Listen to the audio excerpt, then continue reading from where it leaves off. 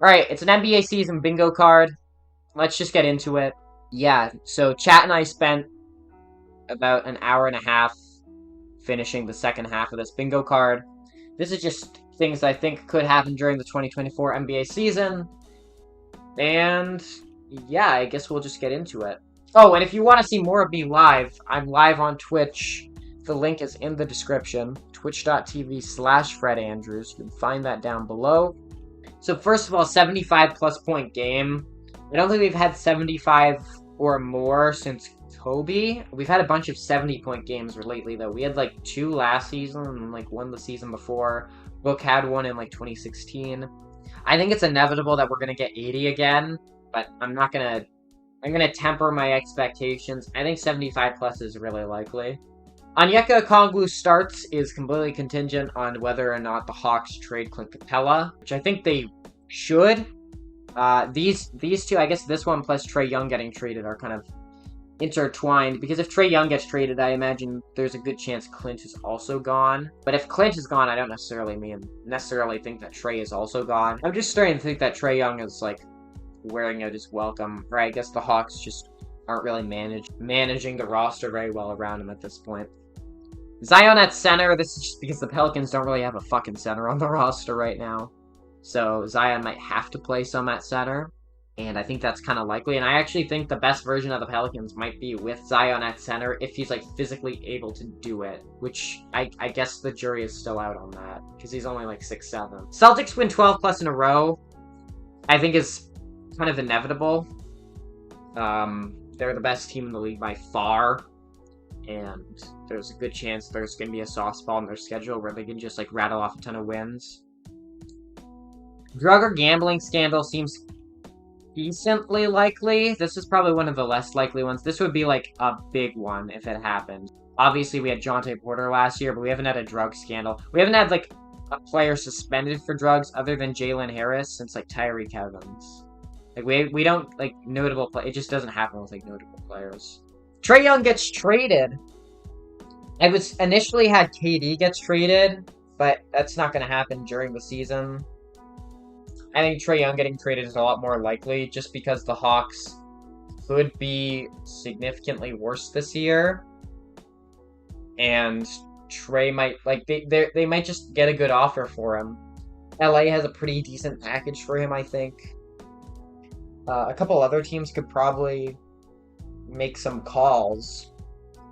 So I think there's a star. If there's a star to get traded this year, I think it's likely to be Trae Young.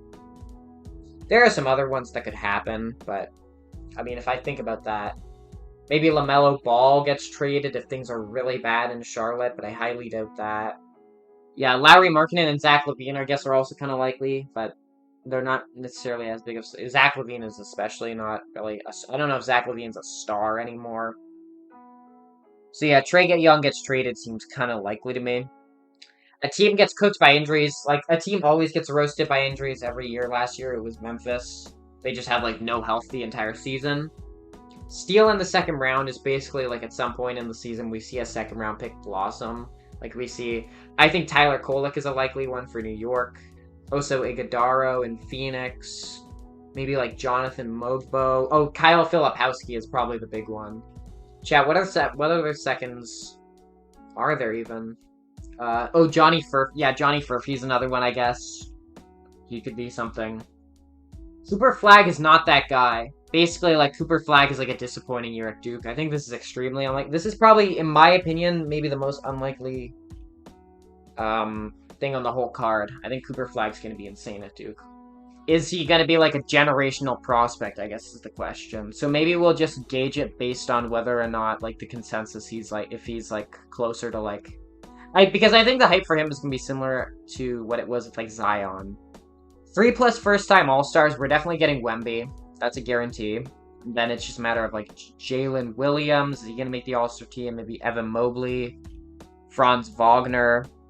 I actually floated Miles Bridges out there. I think that's possible. If the Hawks end up being really good, it could maybe Jalen Johnson get in the conversation. First-time All-Stars. I'm pretty sure we're going to get Jalen Williams. And we're definitely getting Wemby. So if we get a third one... Oh, I guess Alperen Sengun would be another big one. maybe even, probably definitely not Jalen Green, but Wemby quadruple double is pretty damn unlikely. But I mean, he probably will do it eventually. He's gotten close a couple times. He's had some double-digit block games, I'm pretty sure. He's had a few double-digit assist games. It will happen eventually. It's just a matter of whether or not it'll happen this season. Brooklyn 30 of 30. That just means Brooklyn's the worst team in the NBA. I think they're going to be the worst team in the NBA. And we'll probably be able to clock that before the season even ends. That one seems pretty likely to me. Their roster is just... it's so bad. They have Dennis Schroeder and Cam Thomas in the backcourt. Which is such a weird backcourt. Dennis Schroeder doesn't give a fuck. And Cam Thomas just wants to get buckets. They're going to average, like, a combined, like... well, no, Dennis Schroeder can actually pass. But Cam Thomas is going to average, like, 2 assists. Maybe 3 assists. Our free space is just that Kyle Kuzma gets an insane fit-off. That's guaranteed to happen, pretty much. When I say insane Kyle Kuzma fit, I just mean, like, this is an insane Kyle Kuzma fit. Obviously, the bubblegum sweater, whatever's going on here. Kyle Kuzma, insane fit. Improved All-Star Weekend. Basically, just that the All-Star Weekend is just better than last year. Maybe they changed something. Obviously, I think they had Sabrina in the three-point contest last year for the first time. That was a really cool change. Maybe that was 2 seasons ago. Basically, last year was so bad that this year's All-Star Weekend is, like, improved in some way. And not just, like, it's the exact same, but, like, it's, like, 10% better just, like, because it just is. Like, maybe the dunk contest is better. Maybe, I think they sort of have to change something. I'm just not really sure what that is. I think they should change the Rising Stars competition back to the old format.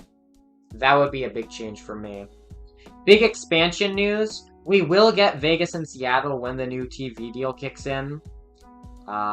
Basically, just if we hear, like, a story about that that's, like, significant during the season, we can check that box. More than half of the new City jerseys suck. Basically, the City Edition jerseys last year, I think I counted a third of them that were, in my opinion, bad. Like, really bad. I thought this Nets jersey was awful. I thought this Lakers jersey was awful. I thought this Pistons jersey was nice, but this Memphis jersey is one of the worst of all time. This Portland jersey is kind of bad.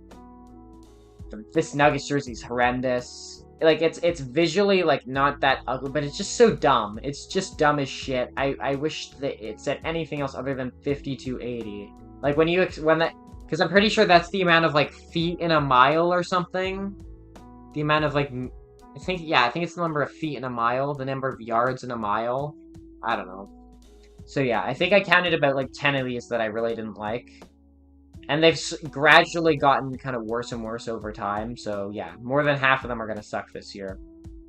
Evan Mobley locks in. Basically, Kenny Atkinson gets there and he tells Evan Mobley to start shooting some threes. And he starts, like, actually being, like, the generational two-way player that we thought I guess we never thought he was going to be generational on offense. But, like, he, like, wins DPOY and starts shooting threes and making plays. And he actually, like, his offensive bag, like, actually develops. Because he basically hasn't developed in, like, 3 years. He's basically the same player he was in his rookie year. And that's a problem. So Evan Mobley gets his shit together and locks in this season. Bucks or Giannis go nuclear. Basically, either Giannis has, like, an MVP season and the Bucks sort of have a renaissance. Or the Bucks are just amazing. And maybe it's, like, Dame and Giannis are, like, not equally good, but, like, Dame improves and Giannis stays amazing. There's also a world where everything on the Bucks stays the same, but Giannis, like, levels up. I could see that happening. I guess that's why I'm saying Bucks or Giannis go nuclear. I think there's a good chance of that. I'm pretty high on the Bucks this season. Next, an NBA creator enters the media. We kind of had KOT4Q. We kind of had Kenny enter the media last year. He was on Stephen A's show, I'm pretty sure. So I guess that's, like, possible. Basically, like, another NBA content creator. I'm not even sure who it would be.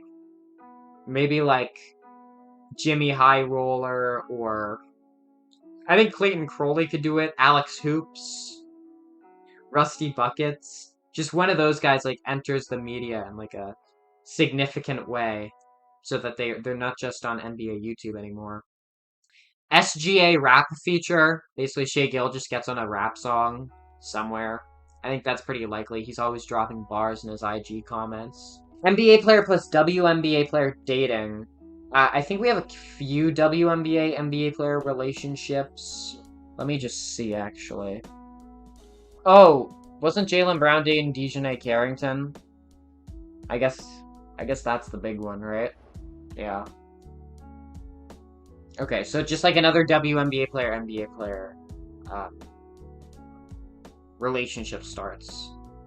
A bunch of players are victims of the 65 game rule. Basically, like, there's like a bunch of it, like the 60. I think it was the first year of the 65 game rule last season, and we had like Joel Embiid got cucked by it. So did Şengün, I'm pretty sure. Basically, we got like a bunch more victims of the 65 game rule, whether it's like Wemby or maybe Braun or AD. There's a lot of players that it could affect. You know, Giannis or Joel Embiid. So I think that's fairly likely. That's actually like like if there's only like one or two players, but when I say several, I mean like there's got to be like 4 or 5 prominent examples of like players like either losing money because of the 65 game rule or like missing like major awards that they otherwise would have won because of it. NBA player crash out, basically like Kevin Porter goes to jail. Kevin Porter, just you can make like 100 with like Kevin Porter. Basically some NBA player does some dumb shit and either gets like banned or kicked out of the league or just some bad shit happens because someone's crashing out. Killian Hayes' revenge tour is basically he just becomes an NBA player again in Brooklyn. This probably has like coin flip odds. He might have already been waived by them, honestly, so maybe this one's impossible, but I guess we'll find out. And finally, an old player reinvents their game. So like a guy who has sort of been in the league for a while and who is maybe starting to fade out because their style doesn't work or because they're just getting older. Kind of like Carmelo a few years ago, or like how some of the high-volume mid-range shooters from back in the day sort of turned those mid-range shots into threes. I guess Tim Duncan shot more threes in his career. I guess that's like a good example of someone who's like reinvented their game. Obviously, yeah, Melo. LeBron has shot more threes over the course. Basically, an old player or like a player who's under stress because of the way they play sort of changes their style in a way that benefits them. But yeah, that's gonna do it. There's my 2024 NBA season bingo card. But yeah, if you enjoyed this one, like and subscribe. We're trying to reach 1,000 subscribers by the end of 2024. But yeah, bye for real.